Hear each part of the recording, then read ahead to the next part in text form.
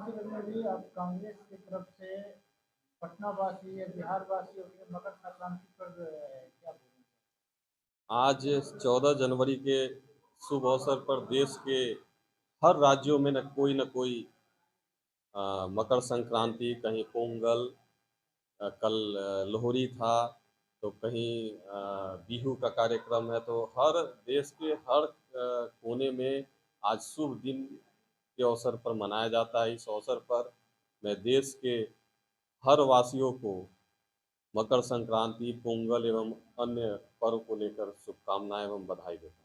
राम मंदिर उद्घाटन को लेकर के बीजेपी वाले लोग राम के विषय में बोलते हैं कि राम विरोधी है कांग्रेस की, क्या करना? कांग्रेस कभी राम विरोधी रहा नहीं। बीजेपी को ये समझना चाहिए कि हमारे देश के कांग्रेस के पूर्व प्रधानमंत्री राजीव गांधी ने उस जिस राम मंदिर का ताला खोला, जिस राम मंदिर का एक दिशा दी, उसी राम मंदिर पर ये अपना राजनीति सेक रहे हैं। कांग्रेस कभी किसी धर्म को लेकर राजनीति नहीं करती। मैंने हमारे पार्टी ने कभी नहीं कहा कि हम राम मंदिर कब जाएंगे, नहीं जाएंगे। हम ये प्रश्न करना चाहते हैं भारतीय जनता पार्टी से कि आखिर जो अभी पूरे देश में स्वागत किया बुलाया जा रहा है राम मंदिर के लिए, पूजा के लिए, वो स्वागत क्या आरएसएस कर रहा है, क्या भारतीय जनता पार्टी कर रहा है, क्या विश्व हिंदू परिषद कर रहा है? ये राम मंदिर के ट्रस्ट के लोग देश के 130 करोड़ जनता को, हर जनता को उतना ही अधिकार है जितने विपक्ष को अधिकार है, जितने सभी लोगों को अधिकार है।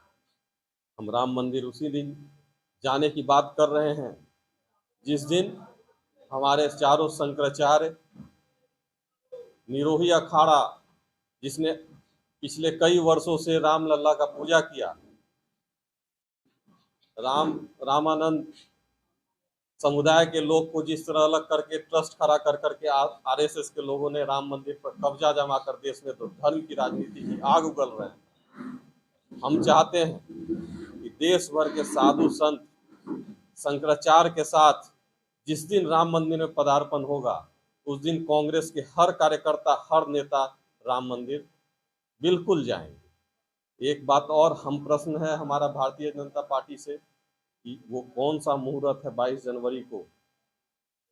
हमारे देश में बहुत बड़े ज्योतिषाचार्य हैं, वेद के ज्ञाता हैं, कहीं से 22 जनवरी ऐसा कोई शुभ अवसर नहीं है जिसमें राम मंदिर की उद्घाटन की बात हो रही है। राम मंदिर पूरी तरह तैयार होने में भी 2 साल लगने हैं। अभी उसकी न पताका और न तैयारी की बात हो रही है। जब तक कोई भी मामूली लोग घर बनाते हैं, जब तक घर पूरा नहीं होता है तब तक घर भोज नहीं करते।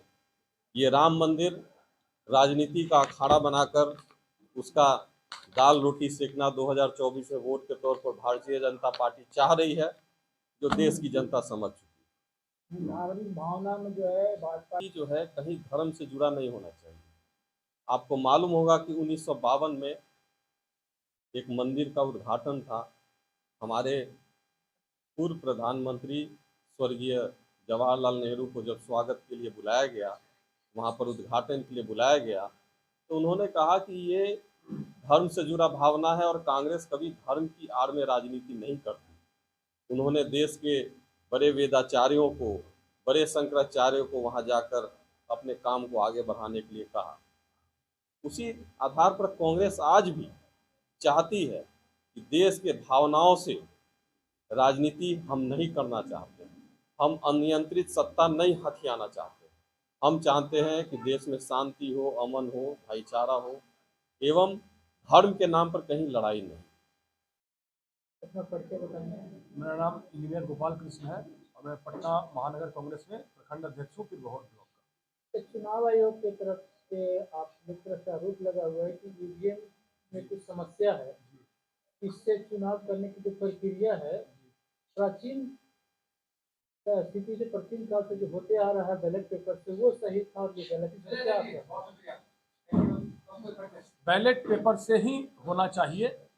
अगर वो बैलेट पेपर से नहीं करवाना चाहते हैं तो ईवीएम के द्वारा जो पर्ची आ रही है हम उसको गिनना चाहेंगे, क्योंकि पर्ची जो वीवीपैट से आ रही है तो इलेक्शन कमीशन ने ये बतलाने की कोशिश किया उस पर्ची के माध्यम से कि आपने जिसको वोट दिया है वो पर्ची यही है। हमारे कॉन्फिडेंस के लिए उन्होंने बतलाने की कोशिश किया। तो जब हमारे कॉन्फिडेंस को चुनाव आयोग बोल रहा है ये पर्ची आपको बता रही कि आपने किस पार्टी को दिया, तो हम उसी पर्ची को गिनेंगे ना, हम उससे आगे क्यों जाए। तो उन्होंने अपने वीवीपैट से और कंट्रोल यूनिट जोड़ रखा है, क्या किया है, कौन जानता है कि क्या सिग्नल पास किया है, किस पार्टी को जा रही है, वो दायरा नहीं है इनका। इसलिए हम लोग अभी जंतर मंतर पर बड़े कार्यक्रम में मैंने भाग लिया है और हम लोगों की मांग है कि इलेक्शन कमीशन अगर अड़ा हुआ है कि ईवीएम से ही हम कराएंगे तो हमको आपत्ति नहीं है, लेकिन विपक्ष की भी बहुत बड़ी आबादी है इस देश में और 60% वोट 70% वोट लगभग विपक्ष के पास है।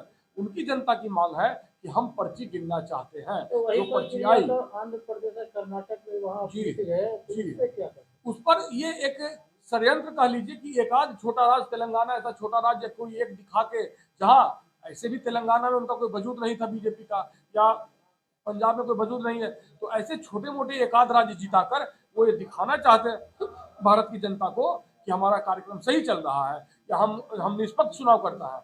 लेकिन आज जो मध्य प्रदेश में हुआ, हमारी संख्या उनके वोट से उनसे ज्यादा नंबर ऑफ वोट्स है और कई ऐसे जगह पर चुनाव के कैंडिडेट थे जिनको अपने परिवार का वोट भी नहीं मिला है। ये असंभव है, ये पूरी तरह से एक प्रोग्राम डिवाइस है और प्रोग्राम डिवाइस को कौन भारत की जनता समझेगा कि उसमें क्या प्रोग्राम लिखा हुआ है। जो सॉफ्टवेयर में होगा, टेक्निकली होगा, वो भी जब तक बिना देखे नहीं कह सकता है।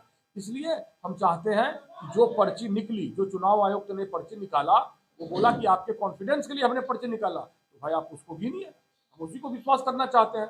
आप ईवीएम से वोटिंग करवाइए, पर्ची गिन लीजिए, बस इसमें कौन सी बड़ी बात है। ईवीएम पर ही हम इलेक्शन करवाएंगे, ये जिद जो है जी। इलेक्शन कमीशन क्यों कर रही है? वो इसलिए जिद कर रही है कि इलेक्शन कमीशन किसी के दबाव में होगा, किसी के दबाव में होगा। वो चाहता है कि हम जीते नहीं, हम सिक्योर करो कैसे मैनेजमेंट होगा हमारा, तो हम क्यों प्रोग्राम डिवाइस से इलेक्शन कराएंगे। जब आपने वीवीपैट में पर्ची प्रिंट हुई तो आपने गारंटी तो वीवीपैट तक कहीं दिया ना, तो आप उसको पर्ची गिनिए, उससे आगे हम सीयू क्यों उसको काउंट करेंगे।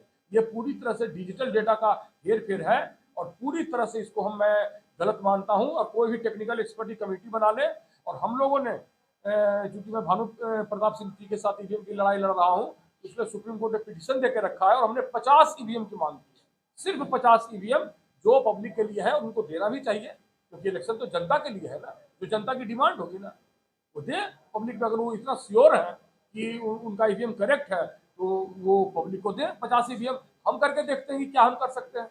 बराबर ही किसी की मांग आते रही, जी। जी। बराबर ये बात साबित हो रही है, एक्ट होता है। जी जी और हम जानते हैं कि आप जी भाजपा में जाता है, कांग्रेस में यही स्थिति मामला हाँ। आए हैं, हाँ। तो ऐसी स्थिति में जो कोशिश क्यों कर रही है इलेक्शन, इसके पीछे क्या राज है? उसके पीछे राज है कि जो टॉप मोस्ट ऑफिसर्स हैं सरकार के, भारत सरकार के टॉप मोस्ट अधिकारी लोग होंगे या गृह मंत्रालय कह लीजिए या जो कह लीजिए, वो लोग इलेक्शन कमीशन को दबाव बना रहे हैं। आज इलेक्शन कमीशन के पैनल से सुप्रीम कोर्ट को बाहर किया गया, क्या तकलीफ है भाई, मैं ये जानना चाहता हूँ। अगर सुप्रीम कोर्ट उसमें इन्वॉल्व है, क्योंकि निष्पक्ष चुनाव के लिए दोनों पार्टी से होना आवश्यक, सुप्रीम कोर्ट को आपने असाइड कर दिया, क्यों, आपको क्या दिक्कत है? इंसाफ कर देता। बिल्कुल, तो यही चीज असली बात है, यही असली बात है कि हम प्रोग्राम कितना ताकतवर है आप ये नहीं जानते हैं। प्रोग्राम से बैठे बैठे हम सैटेलाइट को कंट्रोल कर रहे हैं, यहाँ बैठे बैठे, तो आप समझ लिए कितना सिक्योरिटी है, ओटीपी है, उसके बाद भी डेली बैंक फ्रॉड हो रहा है, डेली बैंक फ्रॉड हो रहा है। सरकार खुद इसकी न्यूज टीवी में चला रही कि फ्रॉड से बचिए, तो हम क्यों ईवीएम पे जाएंगे। हमारी कांग्रेस की मांग है कि वर्तमान स्थिति को देखते हुए स्पष्ट ये दिख रहा है कि 2024 के चुनाव से भारत सरकार पूरी तरह से डरी है। देश में दो गठबंधन, एनडीए और इंडिया। इंडिया का जो निजाम दिया उसमें लीडिंग पार्टी जो कांग्रेस है, कांग्रेस के नेतृत्व में इंडिया गठबंधन बनाया जा रहा है, उसको संरक्षण दिया। अभी कल की जो बैठक हुई उसमें चेयरपर्सन के भी चुनाव हुआ, उसमें जी का संयोजक बनाया गया, लेकिन उन्होंने संयोजक पद को स्वीकार नहीं किया। इससे क्या पता है क्या देश में विपक्ष के तौर पे सबसे पहले राहुल जी और कांग्रेस पूरे देश में एक साथ विपक्ष की भूमिका निभाते आ रही है विगत 10 वर्ष, जो आप सब लोग देख रहे हैं। राहुल जी लगातार सड़क पे और पूरी तरह से ये गवर्नमेंट उनसे डरी हुई है। अगर डरी हुई नहीं होती तो आज जो पूर्वज से लगातार 26 जनवरी के समय में हर स्टेट से उसकी झांकी जाती है। पर भारत सरकार इस बार अगर किसी भी जहां की बीजेपी की सरकार नहीं है वहां की झांकियों पे रोक लगा दिया है। कर्नाटक की गवर्नमेंट ने इस पे हस्तक्षेप भी किया है कि ऐसा क्यों हो रहा है, आखिर क्यों, किस बात के लिए।